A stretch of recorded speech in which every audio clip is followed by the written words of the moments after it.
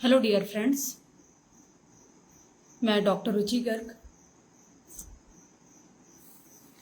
मैं आज आपके सामने एक और अपना क्लिनिकल एक्सपीरियंस लेकर के आई हूँ अगेन, जिसने मुझे सरप्राइज़ किया क्योंकि इस पैथोलॉजिकल कंडीशन में मैं इस मेडिसिन को नहीं सोच सकती थी, नहीं एक्सपेक्ट कर सकती थी। और इस मेडिसिन तक पहुंचने के लिए मुझे टाइम भी लगा। मुझे फर्स्ट टाइम में मेडिसिन मेरी डिसाइड नहीं हो गई, मुझे 2 बार फेलुअर भी मिला। उसके बाद कहीं जा कर के मैं इस मेडिसिन तक पहुंची। तो मैं आप लोगों के साथ अपना एक एक्सपीरियंस शेयर करती हूँ।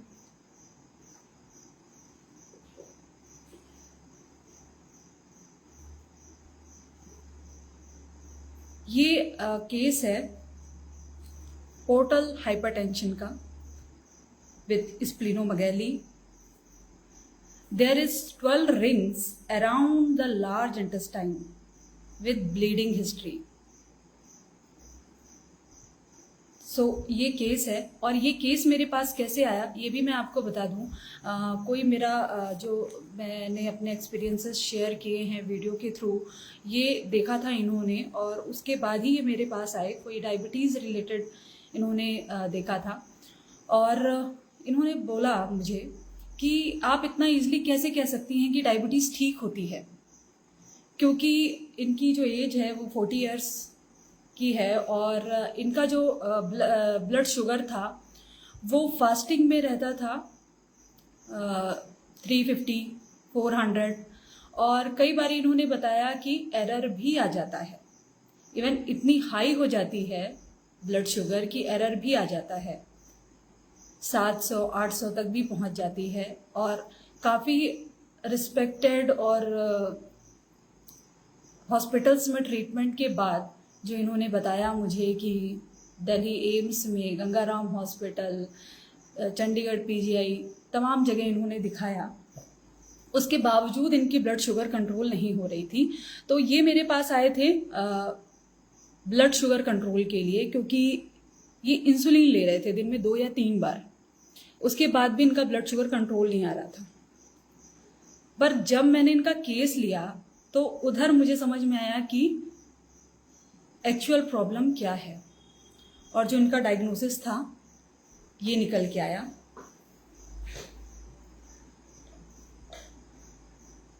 तो इन्होंने जो मुझे बताया, जब मैंने इनका केस हिस्ट्री लिया,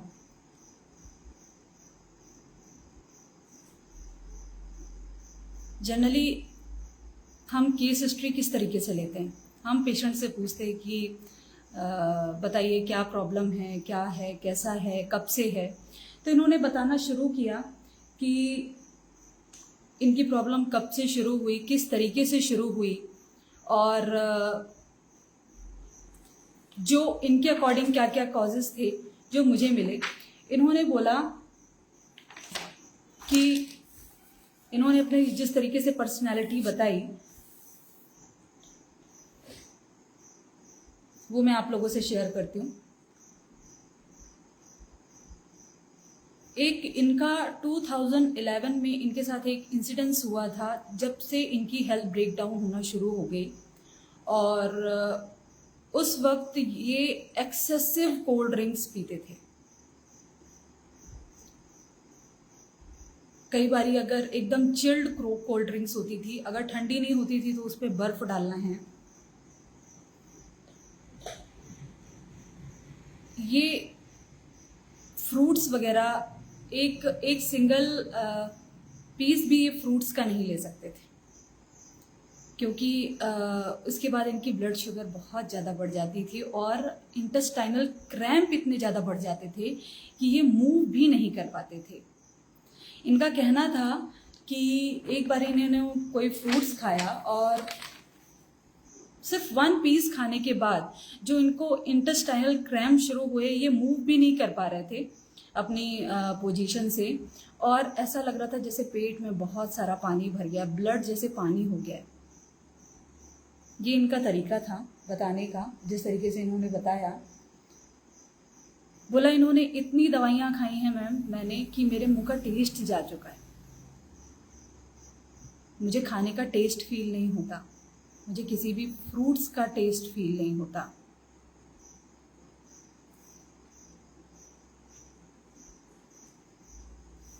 मैंने कहा आपका नेचर कैसा है ये बताइए।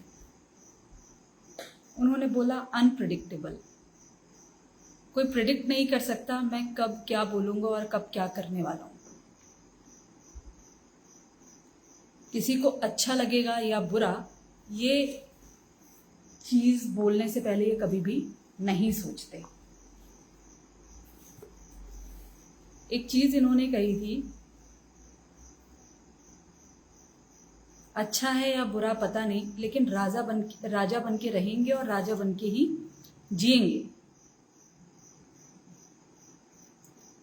बहुत ही पैशनेट हैं अपने काम को लेकर के।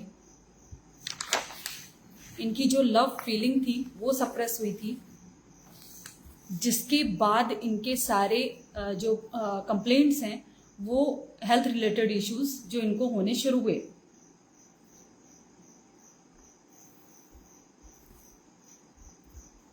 इन्होंने बोला बहुत ही रिवेंजफुल हैं। अगर कोई फैमिली, कोई भी धर्म या कोई भी इनके राष्ट्र को लेकर के बोलता है तो ये उसको नहीं छोड़ते। इवन ये उसका रिवेंज लेने के लिए किसी भी हद तक जा सकते हैं।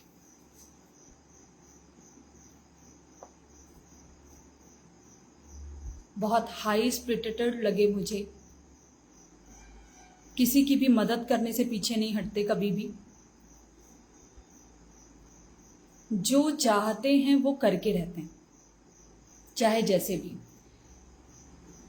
मैं जनरली क्या करती हूँ, जिस लैंग्वेज में पेशेंट मुझे बताता है कि उसे ये प्रॉब्लम्स हैं, उसी लैंग्वेज में मैं नोट डाउन करती हूँ।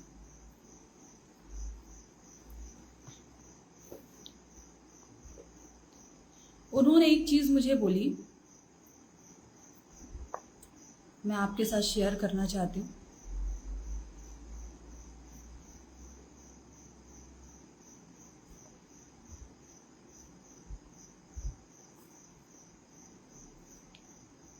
जिस काम से मेरा स्वार्थ है जुड़ा हो, तब मेरे से ज़्यादा जीनियस और मेहनत करने वाला कोई नहीं होता। मैं उसको किसी भी तरीके से मैं उसको अचीव करके रहता हूँ। तो यहाँ पर पहले जो मुझे फील आया इनका सारा केस वगैरह लेने के बाद, अभी इस केस में मुझे सक्सेस मिल चुकी है और मैं इसको बहुत अच्छे से बता पा रही हूँ। तो आप लोगों को समझ में आएगा कि मैडम कैसे गई इस मेडिसिन पे। मैंने पहले गई थी, मैंने दिया था इनको सल्फर, और जिस तरीके से रिजल्ट्स चाहिए था कुछ भी रिजल्ट्स नहीं मिले, कोई भी चेंज नहीं था। मैंने मेडिसिन चेंज की, मैंने दिया इन्हें फॉस्फोरस, कोई भी रिजल्ट नहीं मिला। मैंने वापस से रीकेस्टिकिंग लिया। हम क्या करते हैं, जब हमें रिजल्ट्स नहीं मिलता कई बार हम उसको छोड़ देते हैं, या वापस से उस पर मेहनत नहीं करना चाहते, या वापस से रीएनालिसिस नहीं करना चाहते।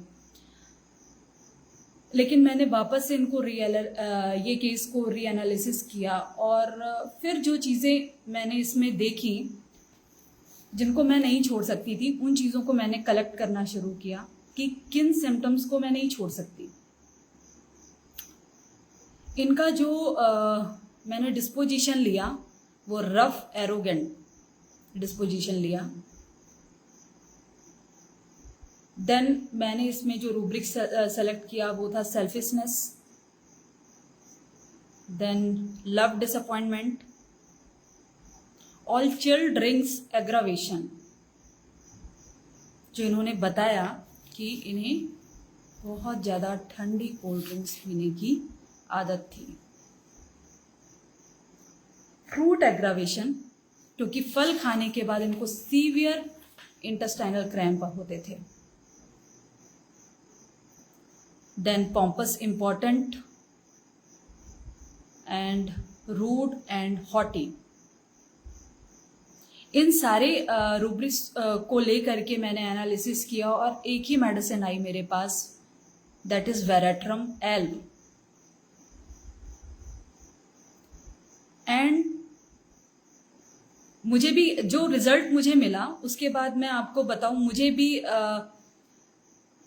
इस पर्सनालिटी में कहीं से भी मुझे वेरेट्रम एल्ब का फीलिंग नहीं आया था, और मैं सोच नहीं सकती थी अगर मैं वापस से रीएनालिसिस नहीं करती केस तक तो शायद केस को तो मैं शायद पहुंच भी नहीं पाती करेक्ट मेडिसिन तक।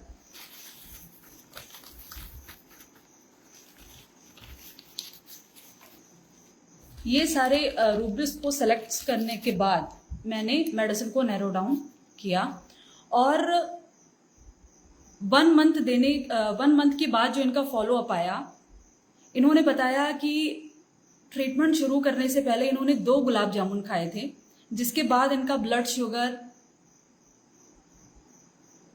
1000 प्लस पहुंच गया था।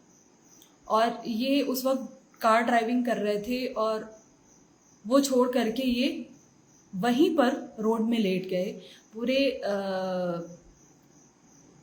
पूरा शरीर इनका शिथिल पड़ गया। वो 2 गुलाब जामुन खाने का असर था। वेरेट्रम एल्ब देने के बाद जो इनका फॉलो अप आया, इन्होंने मुझे लिख करके भेजा कि मैडम मैंने 2-3 दिन पहले मुझे मेरी जॉब में कुछ अचीव किया है, और उस खुशी की वजह से मैंने 14 गुलाब जामुन खाए। आप विश्वास कर सकते हैं इस पे? 14 गुलाब जामुन उन्होंने बोला, 14। उसके ऊपर से उन्होंने, ये उनके वर्डिंग्स हैं, उन्होंने बोला इतना खाने के बाद भी मुझे शांति नहीं मिली और मैंने उसके ऊपर 1 लीटर मैंगो का शेक पिया। मैंने कहा कैसी है हेल्थ आपकी? उन्होंने बोला बिल्कुल फिट एंड फाइन, कुछ भी नहीं हुआ मुझे, मैं बिल्कुल ठीक हूं। जो पर्सन किसी भी फ्रूट का सिंगल बाइट नहीं ले सकता था, उसको इंटेस्टाइनल क्रैम्प शुरू हो जाते थे, और वो भी इतने सीवियर कि वो मूव नहीं कर सकते थे अपनी पोजीशन से। और उनको ये सारा कुछ लेने के बाद कोई भी प्रॉब्लम नहीं हुई। इवन एक चीज उन्होंने और बोली, जो इन्होंने पहले भी कहा था, कि इतनी सारी मेडिसिन खाने के बाद जो मेरे मुंह का टेस्ट है वो जा चुका है, मुझे किसी भी चीज का टेस्ट फील नहीं होता। लेकिन मुझे अब ये जो मैंने मैंगो शेक पिया, मुझे इसका टेस्ट फील हुआ। मैंने आम भी खाए थे, मुझे उसका भी टेस्ट फील हुआ। और ये उनकी वर्डिंग्स थी। उन्होंने बोला इस मंथ जो मेरा क्रैम्प था वो 1/4 ही रह गया है और 80% मैं बेटर हूं। मैं काम भी अपना पहले से बहुत अच्छे से कर पा रहा हूं। मैं 1 घंटे से ज्यादा मेंटल वर्क नहीं कर सकता था, और अभी मैं आराम से अपना पूरा काम कर ले रहा हूं। 5-6 घंटे तक मुझे कोई प्रॉब्लम नहीं हो पा रही। मैं 15 मिनट से ज़्यादा फिजिकल एक्सर्शन नहीं कर सकता था, अभी मैं 1 घंटे कंटिन्यूअसली फिजिकल एक्सर्शन कर लेता हूँ। तो इस मेडिसिन को सेलेक्ट करने के पीछे जो चीज़ें थी, मैंने जिस तरीके से इस मेडिसिन तक पहुंची कि इस केस में मैं क्या चीज़ों को नहीं छोड़ सकती, जो सबसे ज़्यादा इंपॉर्टेंट है।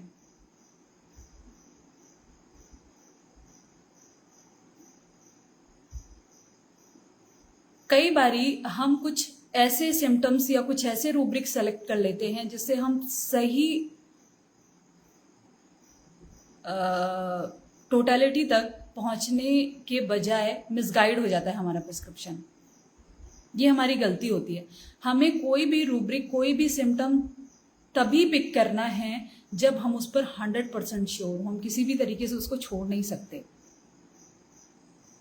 यहां हमें बंच नहीं चाहिए, हमें ढेर सारे सिम्टम्स नहीं चाहिए, हमें कंफर्म सिम्टम्स चाहिए, कंफर्म रूब्रिक्स चाहिए जिनको हम किसी भी कंडीशन में नहीं छोड़ सकते।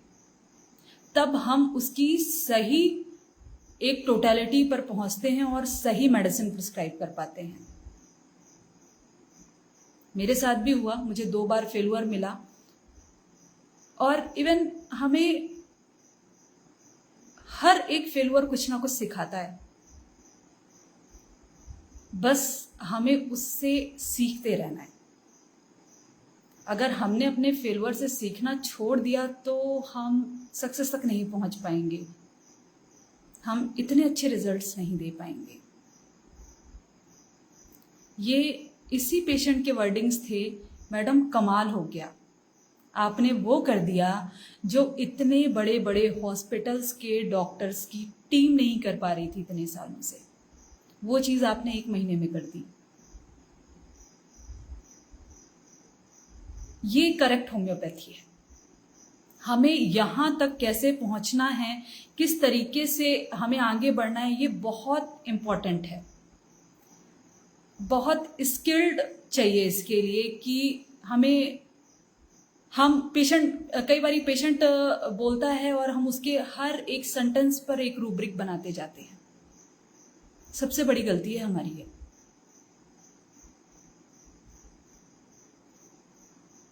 हमें पेशेंसली उसको सुनना है, पेशेंसली सुनना है, प्रिजुडाइज नहीं होना कहीं भी।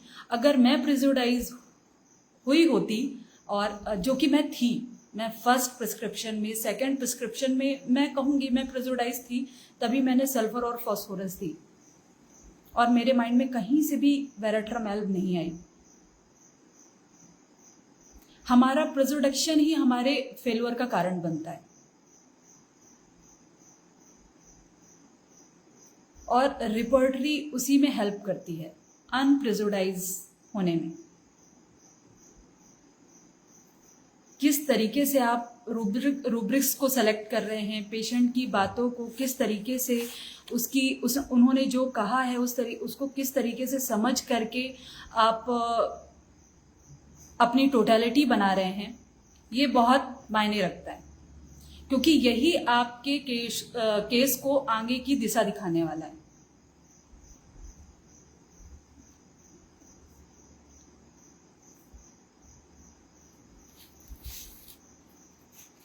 वेरेट्रामेल्ब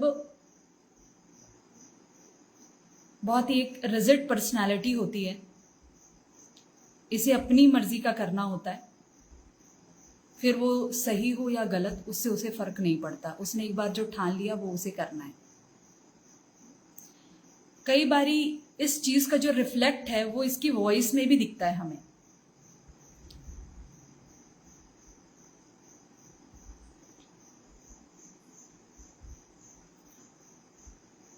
सो दैट्स इट, और मैं यहीं पे क्लोज करती हूँ। Thank you so much. फिर मिलेंगे एक नए केस के साथ, एक नई केस एनालिसिस के साथ। Thank you so much.